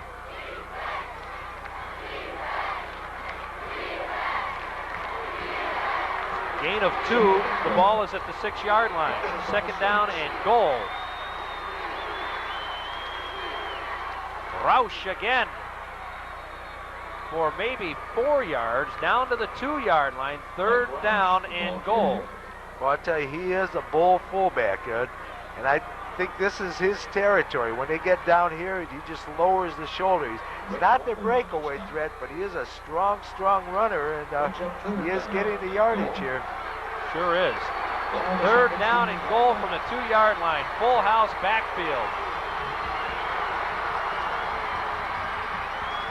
Bobolish, forget about it. Not even close. Well, what would you do, Craig? If I was Rayland, I'd take the 3. Get those extra points back right now. Would you take a shot at it? Oh, boy. I don't see anybody coming out. Nope. Just Cornish, and he's not the kicker. He's the holder, but if you don't have a kicker to hold for, there you watch it again. They checked Dan McCain as part of that full house backfield. It's McCain and Scott, or check that, Roush and McCain are the up backs, Publish the deep back. Now they had troubles and they didn't get in. Boy, did they stuff that. Holy cow. Oh, man, you had Christian Walsh come across, Rick Warner come across. They flat out stuffed that play. Drove them back for a 3-yard loss. What a phenomenal defensive set. Watch this from the backside. Watch the backs run into each other. Oh, there's the stuff job. Oh, super play. Rick Warner. Rick Warner get him. Man. Excellent. Him and Christian Walsh just flat out drove over their guys. Excellent. When I first saw that play, I thought that the 2 backs ran into each other, but Warner was in there so fast. That's right. He's the one that stuffed it. First down and 10, it's Eric Ash. Eric Ash across the 10 to the 13-yard line. There you go. Excellent. And a flag comes in at the end of the play. Might be a face mask. Or a late hit. One or the other. Yeah, because it was thrown right at where the tackle was made. Eric's the only one there, and normally ball carrier face mask. That's 15 of them. Oh, that's an excellent penalty. If you're a Chardon fan, I'll tell you. That one just moves him right down the field. Not only gets him in the hole, starts to creep into that territory where you're getting good field position. I tell you what, you get a missed pitch like Scott O'Neill and trying to get it back to Joe Krebs there, but you've got a defense that's patting you on the back saying, don't worry about it. We'll keep him out of the end zone for you. No harm, no damage. Yeah, I'll tell you, that's got to just pump your offense up. And that's just a phenomenal line. I'll tell you, hats totally go off to offensive line coach Bill Overton. He's done a tremendous job with this squad. That is the end of the third quarter. Chardon leads it by a score of 14-6. 12 minutes away. Are we going to bring the first state title to Geauga County? What do you think? I'll tell you, the way this team is playing, especially in this second half, they came out, took the ball, drove it right down the throats of them for a score, turned around, had the misfortune of getting the fumble there, but the defense dug in and did the job. Okay, we will play one more play here because the quarter cannot end on a defensive penalty. So there'll be no time on the clock. We'll run one more play and then we'll flip-flop it around. And after this play, I want to tell you about what some of the other coaches think about this Chardon team. Oh, Eric Ash again. Up to the 45 and up the midfield. That's the way to end the third quarter. Another 20 yards. Did you see Eric, too, as he was going down, slapped that other hand over that ball to protect it? What a running back. He just wanted to make sure the officials didn't have to walk too far to turn the teams around. All they got to do now is see him running. Watch this other hand cover it as the guy's coming up. He knows what this game. Look at, here it comes. Cover that ball. You're not taking that thing away from me. They didn't have to really move the football, but spin it around.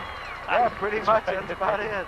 I was talking to some of the Solon coaches. Buckeye Marino, before the game, the offensive coordinator, down just outside, kicking around, and came to see Chardon and root for Chardon. Of course, one of their own CBC's team, blood. But said the one thing about this team, he goes, yeah, they got good players, and Bob Doyle's a heck of a coach, but they've got it.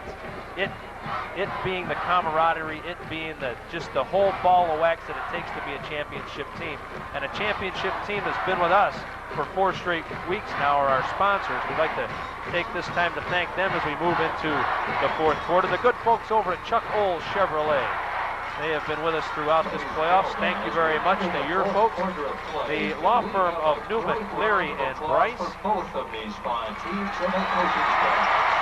Those are two of them, of course, Junction Auto Sales and the Chardon Courier. We'll tell you more about those folks later on. We begin quarter number 4. But when you've got other coaches that see that, the it part of it, that it's not on paper, it's just something you can't describe, it's just something they got. It's leadership coming out of those seniors.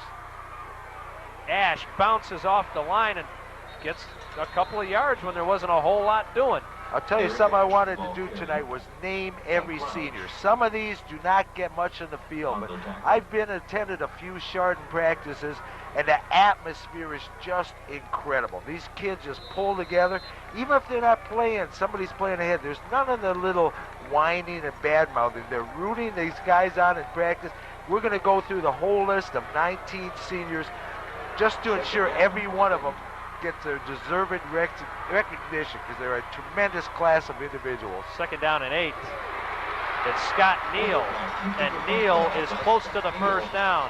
And I tell you what, before you get into that with the seniors, as a former coach, not football but other sports, the guys that are there for practice, the guys that are putting the heat on the starters, the guys that are knocking heads with the starters are very important.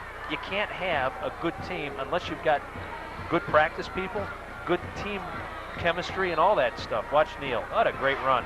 Yeah, nobody's near him. To be honest with you, this is the first time I saw it. I followed Eric Ash. He was making a heck of a run, I'll tell you. But that's why those guys do deserve the credit that they get, because you got to have a good depth to have a good football team, or any kind of team for that matter. That's a first down for Chardon, and the ball is at the 39-yard line. They could, tell you what, get darn near close to slamming the door on this thing. Yeah, I'm getting ready to throw my headset off and head down. So here's the senior list. Eric Ash, Kevin Ash, Brian Benline. Here's a player who was a starter last season, suffered a broken ankle, was out, came back and rooted on the team. Even though he couldn't get back in that starting line, he came back about the 7th game. I'll finish the list after this play. First down and 10. Neal keeps it, thankfully, because Eric Gash got absolutely squashed at the line. Eric Gash has got to be one. I didn't have the ball. But that was two guys that weren't on Scott Neal. Going back into it, Justin Brock, Jeff Del Grosso, Rob Fisher, Scott Frank, Jarrell Gaines, Andy Honeyman, Joe Krebs, Marty Mackar, Chris Ole, Corey Rice, Rich Svoboda, John Tody, excuse me, I sound like a PA, Toddy, the rival PA system announcers finally got to me. It's Toddy. Even I'm able to get that one right. Eric Ash to the 35-yard line. Just to finish up the list real quick, Pat Turner, Don Vaughn, Christian Walsh, Rick Warner. Irregardless of what happens the rest of tonight, you're winners for the rest of your life, guys. Doggone right. They started together as freshmen and sophomores, and it wasn't pretty. And look what you've done now, boys. Not too shabby. They had that desire, though, and it's showing here. And they're right now, hopefully, 9 minutes and 16 seconds and counting away from a state championship. Excellent clock management at this point for Chardon. 3rd down, 6 yards to go. Krebs cuts it back. Got the 1st down, fumbled the ball, and is he able to get it? Oh, I don't know. I don't know. Nope. Rayland gets it back. Joe was trying to fight for an extra yard or two and was going down, and the ball popped down, and he almost was able to reel it back in. But it's a second and third effort. Rick Warner lead blocking on him, pushing his guy completely out of the way. There he has it. Now he's going for it. Nice. Oh, he hit right on the ball, smacked right on it. That's what they've been doing. I'll tell you, this Rayland team is excellently coached to get these turnovers. That was Ben Bailey. 1st down and 10, 25-yard line.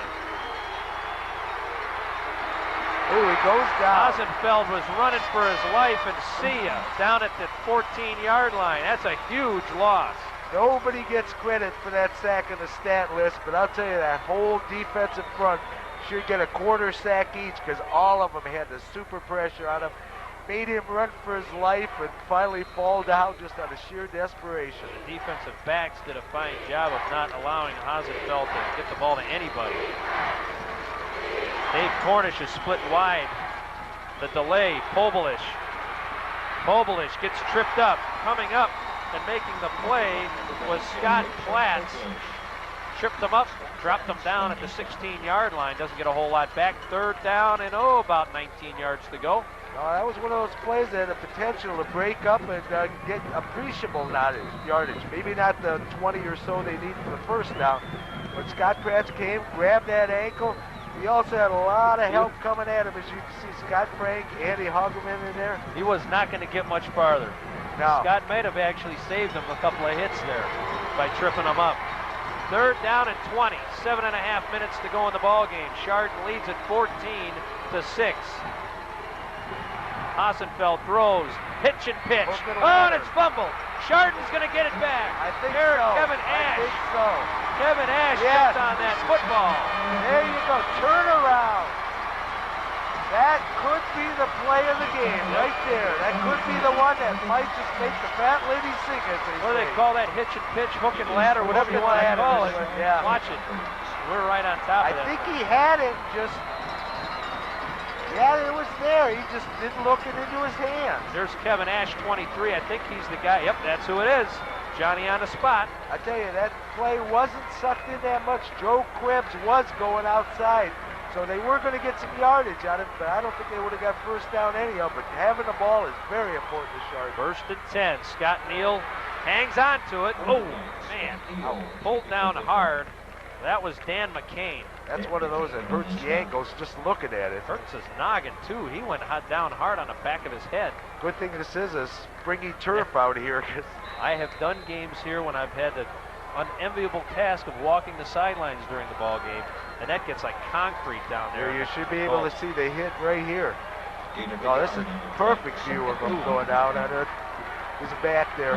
Headache just thinking about it. 6.5 to go. 2nd down and 9. Eric Ash weaves his way through the line to the 10, down to the 5, and it's a 1st down. I'll tell you, I think that state championship is on its way to Chardon, Ohio right now.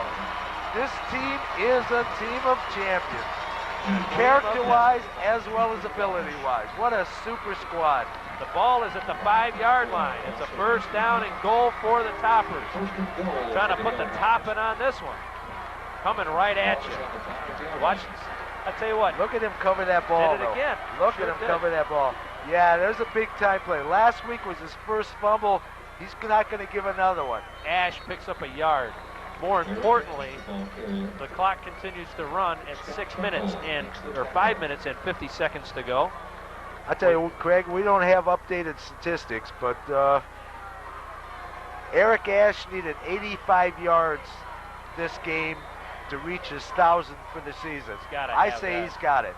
He had only 29 at halftime, but boy, he has churned it up here because of his ability as well as those up front people just blowing Rayland off the ball. Second and goal, it's Ash again, picked up a yard.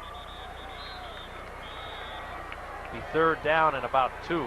And importantly, the clock is still winding down. 5:15 and counting now. Both teams have 3 timeouts left. More important for Buckeye than it is for Chardon.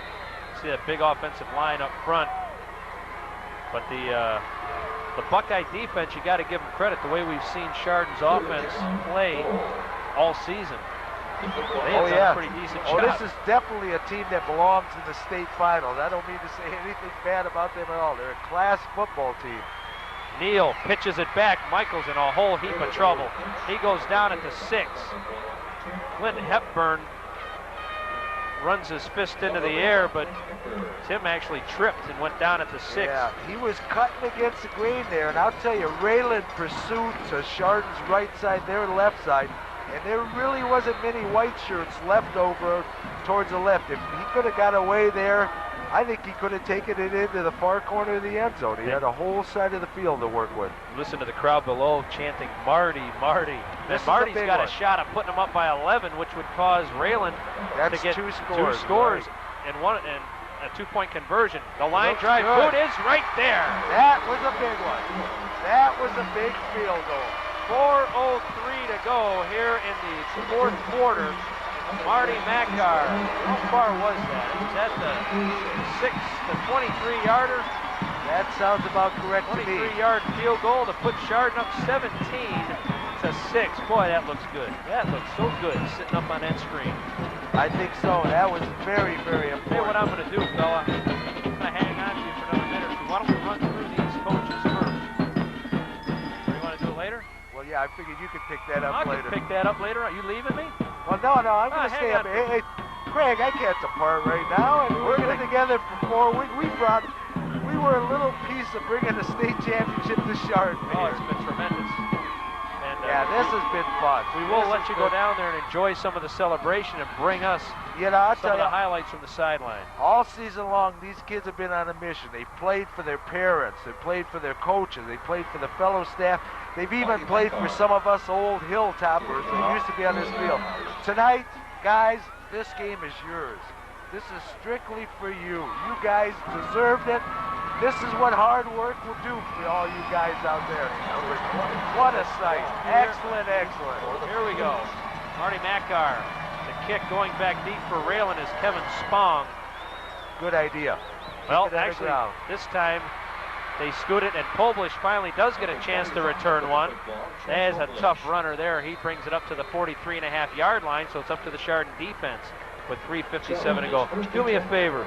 Read these guys' names because they deserve to be pronounced correctly. Okay, well, I got no guarantees on that as well.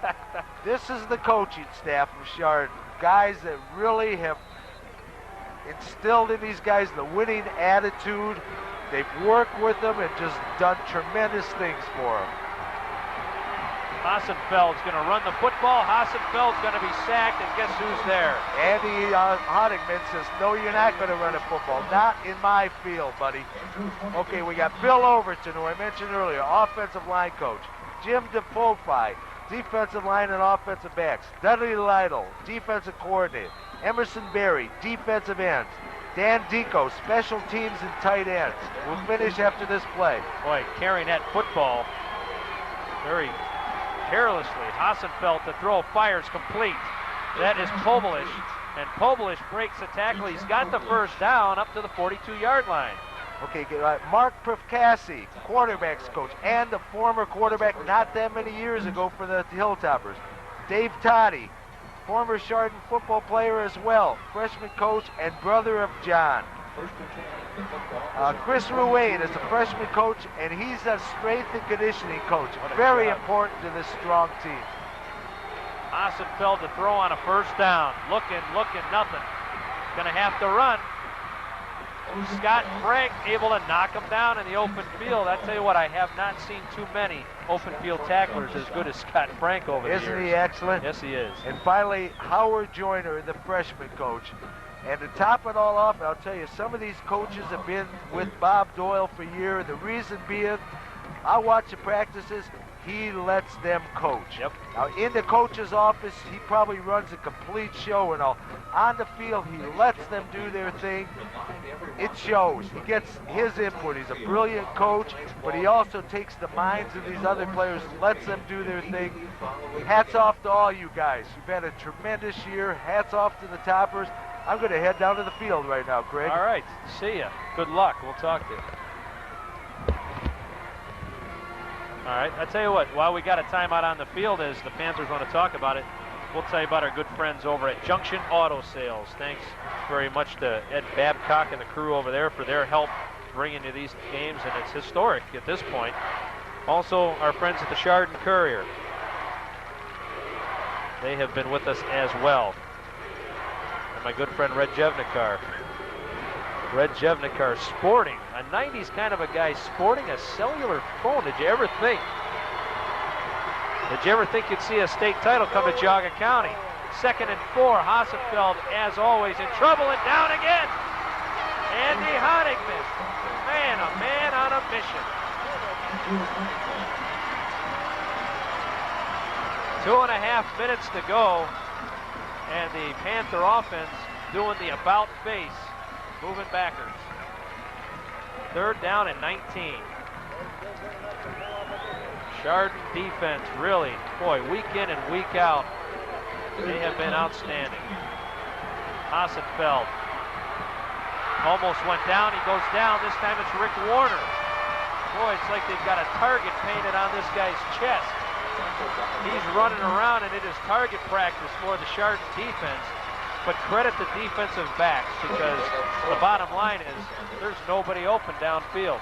You can roll out all you want. If there's nobody to throw it to, forget about it. 4th down and 21 now.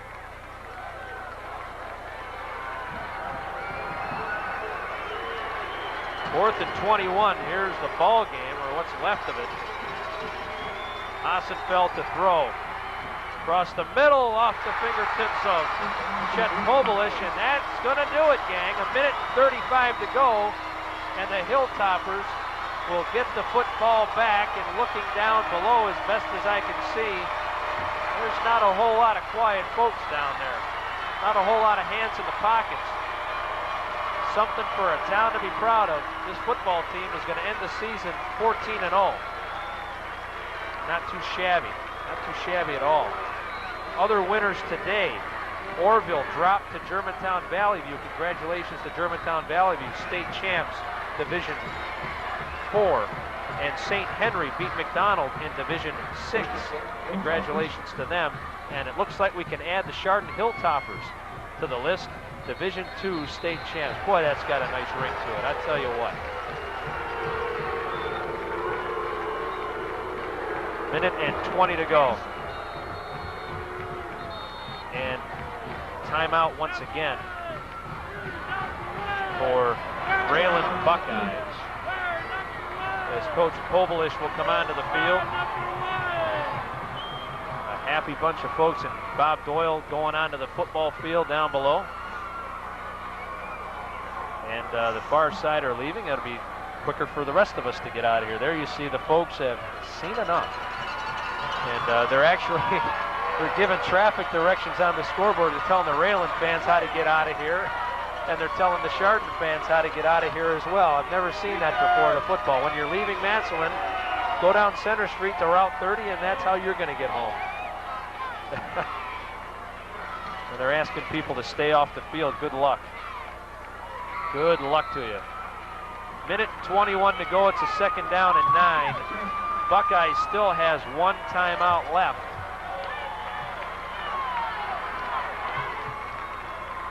Scott Neal going to keep it, cut it back, cover it up, and fall forward to the 42-yard line. And I'm looking across, and Coach Poblish will take another timeout, his 3rd timeout. Chardon can pick up a 1st down on the next play. They'll take a knee a couple times, and we'll have Bedlam. It'll be a wild ending to a fantastic season. As John told you before, an emotional season, as it always is, but a unit nonetheless. And being a part of this for the 4 or 5 weeks that I have been has been a real pleasure for me. Kind of get to jump on the bandwagon after it's going good. You don't have to suffer through the hard times. You jump on the bandwagon as it's rolling and just hang on. And it's been quite a ride. Bob Doyle exalting the offense down on the field, getting them ready to roll. We'll hopefully have the presentation of the trophy afterwards. John Walsh is, I believe, down on the field. Let me see if old John made his way down there yet. Hopefully they let him on the field. Could be in trouble. But we will try to get Bob Doyle for you after the game. John did make his way down to the field. 3rd down, 5 yards to go. It's Eric Ash to the 41-yard line. Buckeye cannot stop the clock as we are now under 1 minute to go. Keep in mind, if you're watching this game on Saturday, we will be back again Sunday at high noon, so you can get out the VCRs, get things going. Tape this, keep it, and watch it when the kids come home.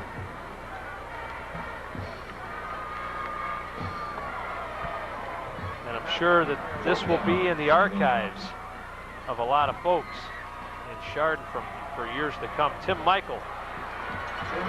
1st down, and guess what? That's going to do it. Chardon's going to be able to take a knee, and it's all over but the shouting, and believe me, there's going to be plenty of shouting if you can't hear it already. As the toilet paper, the tradition at Chardon, comes winging its way out of the stands.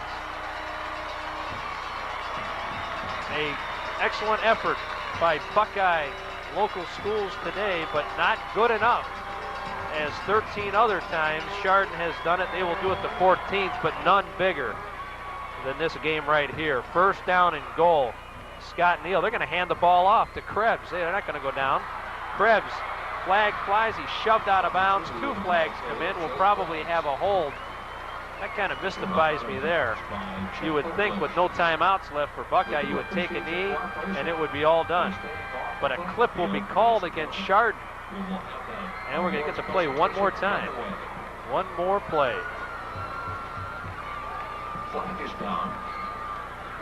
So they'll sort things out.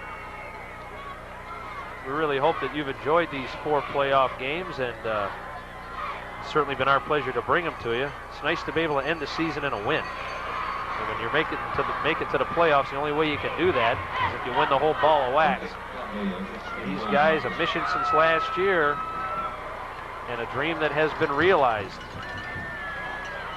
A happy bunch of folks as you see as I'm looking down at the bench down below, and a lot of pats on the backs, a lot of handshaking going on for a job well done.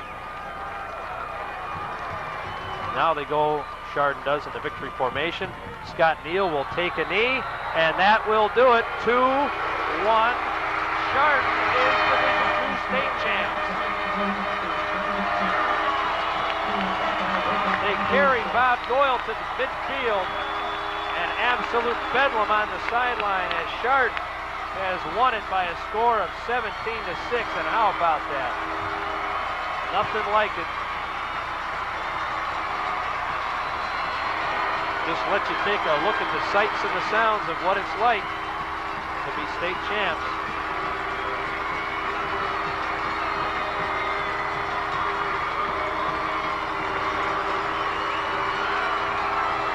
Congratulations to the Chardon Hilltoppers, all the players, the coaches, the families, the fans. And I tell you what, I have seen a lot of high school football in my day, covered a lot of games, been to a lot of stadiums, and been to a lot of towns. But I got to put the Chardon fans up there with the best of them. Week in and week out, the stands are packed, and I've followed them now for 5 straight weeks. And my hat's off to the fans of Chardon, because I'm sure it means a lot to these players to have you hollering for them when you're sitting in the stands, and you have been rewarded with some marvelous football.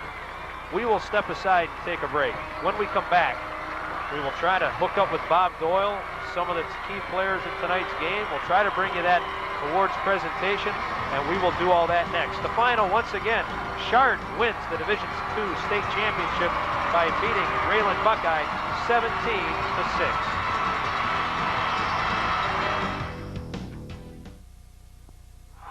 It's 17-6 is the final. Let's go down to the field and get a load of Bob Doyle's press conference as Santa has joined the crowd. I'm glad that we were able to do it with what we do best. Thanks a lot, Coach. Thank you. Are you sure you don't want to?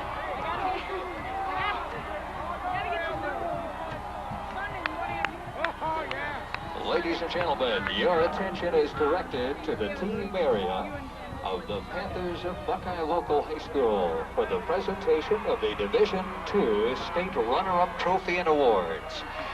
Now, the presentation will be made by Board of Control member Donald Ullman, assisted by Assistant Commissioner Dave Moore. Ladies and gentlemen, before we present this trophy, let's give a great round of applause for these 5 teams from both schools.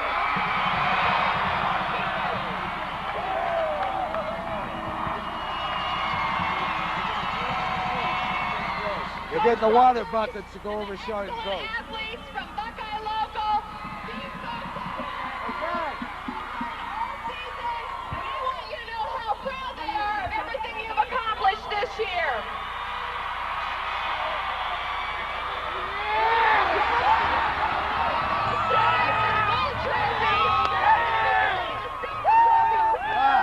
How's it feel?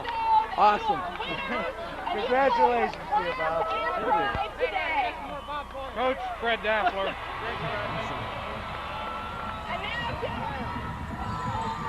a representative from the East District, is going to present you with the 1994 Division II Runner-Up Trophy, Buckeye Local High School. Congratulations.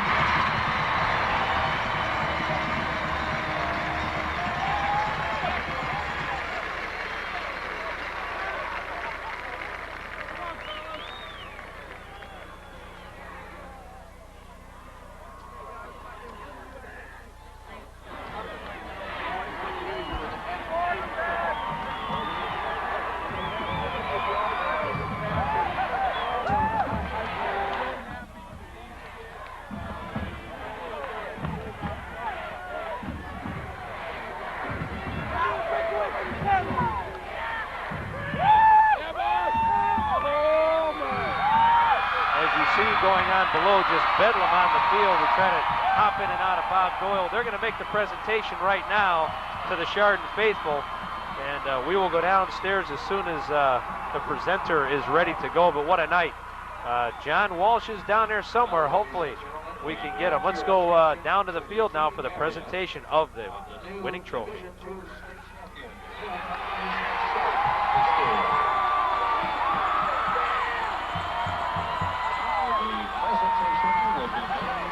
Board of Control member John DeBross, assisted by Debbie Moore, Assistant Commissioner. Hey, all you folks from Geauga County, how about those Hilltoppers?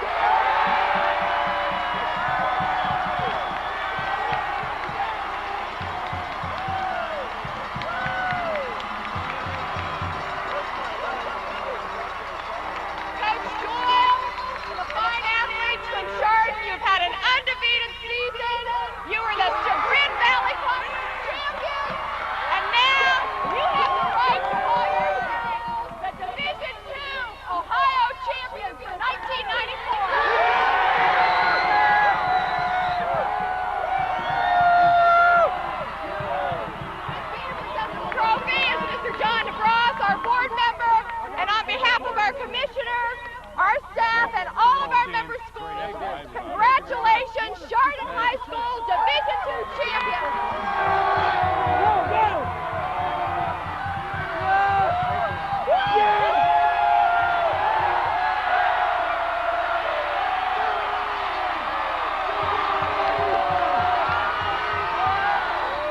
What a sight.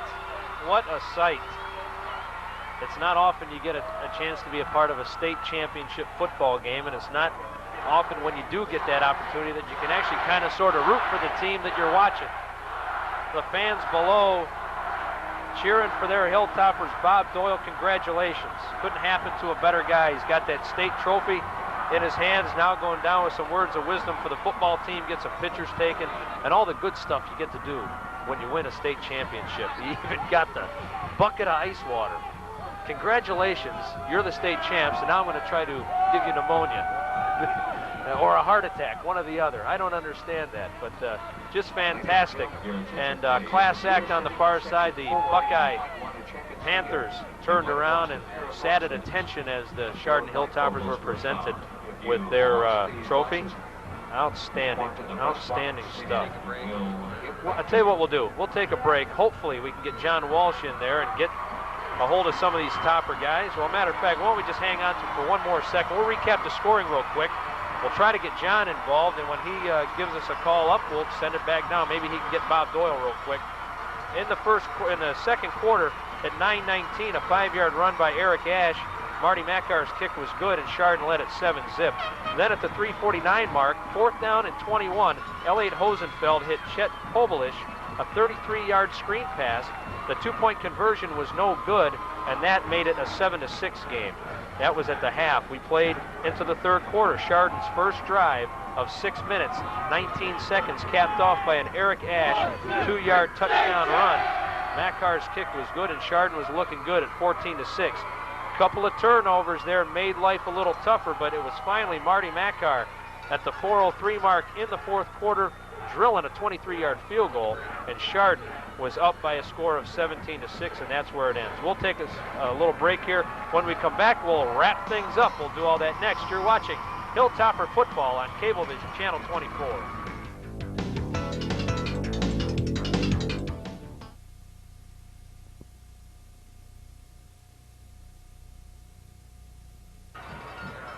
Okay, Eric Ash here with us after the game. Eric, you're the fourth or third, I'm not sure. Are you the younger or the older? You or Kevin? I'm the baby in the family. You're the baby. He's the fourth of the Ash brothers to play, along with his father, Les. I'll tell you, none of them, short of Kevin, ever reached this pinnacle. What's it feel like? It's probably the best thing in the world. To share it with my brothers, you know, with all my teammates, it's just the greatest feeling in the world.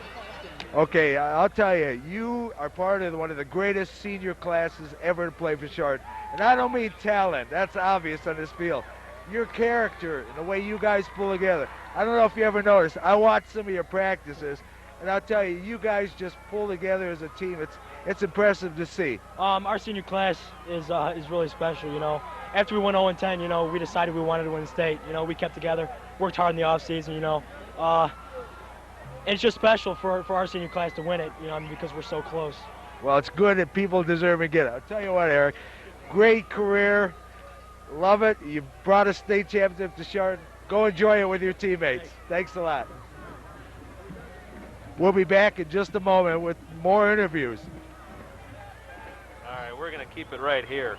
And after the Confetti King down below here, everybody, we're going to try to round up some more interviews here. Hopefully, we can get the coach on. That'd be nice. As wet as he is and as cold as he is, it'd be good to do. But Eric Ash, one of the top stories. Each and every week, it seemed like it was a different player. John Toddy became so instrumental last week with 2 INTs and that big knockdown. Andy Honigman, what can you say about the play that he has? And a lot of these young men each and every week have really put something together, and they've won a state title, and it is very impressive. We're going to recap just some of the final stats that they have. These guys do a great job of stats here. We'll start down at the bottom. Time of possession, Chardon had the ball for 26 minutes and 48 seconds, and Buckeye Local for 21 minutes and 12 seconds. Third down conversions, it was Chardon, 4 out of 9. Big key tonight, Buckeye Locals, 0 for 9 in third down conversions. Rushing plays, Chardon had 54. They gained 307 yards on the ground, 292 net. Rushing plays for Buckeye Local, 36 plays, net of 53 yards. Wow. They lost 52 yards. Well, if you include sacks along the way, that in high school is considered a running play. 105 yards of total. Passing, Chardon was 0 for 4. Didn't throw the ball much, didn't have to. Buckeye local, 4 out of 5 for 80 yards and 80%. Total yards gained, 292 for Chardon to 133 for Buckeye. And let's see, what else would you like to know about? Only 4 penalties called in this game. Chardon had the 1 clip for 15 yards on the second to last play of the game, and 3 for 25 yards. And that's going to do it. Why don't we wrap things up? I got to tell you, it has been my pleasure to be along on this road through the playoffs. Not a Chardon night. I appreciate the way that I was invited in, and everybody's treated me so terrifically. I'd really like to thank everybody. It was my pleasure bringing these games to each and every week along with John Walsh. And of course, these are the real folks that we need to thank tonight. Our sponsors: Chuck Old Chevrolet, Junction Auto Sales, the Chardon Courier, and the law firm of Newman, Leary, and Bryce. I got it right. Thank goodness Red is here. For my partner, John Walsh, I'm Craig Dees, and a big thank you to Dave Jevnikar, because he is truly the guy that put this whole thing together and made it possible for this to happen. Dave, thanks very much, and I appreciate it. There's all the good folks, Ed Babcock and Chuck Old. The event coordinator is Dave Jevnikar. The photographers, Mark Burr. Burley Burr is here. Big old Red Jevnikar, Dave Craig, Mark Wilson, and Greg Ross. This program is dedicated to the Hilltoppers of all ages, and the special memory of these 3 very special folks. And guess what? Chardon is #1. And thank you very much to Prism Video Group for providing us with all this good stuff. This has been a Dave TV production. I'm Craig Dees for John Walsh saying so long. Chardon Hilltoppers win it by a score of 17-6. They are Division II state champs. So long, everybody.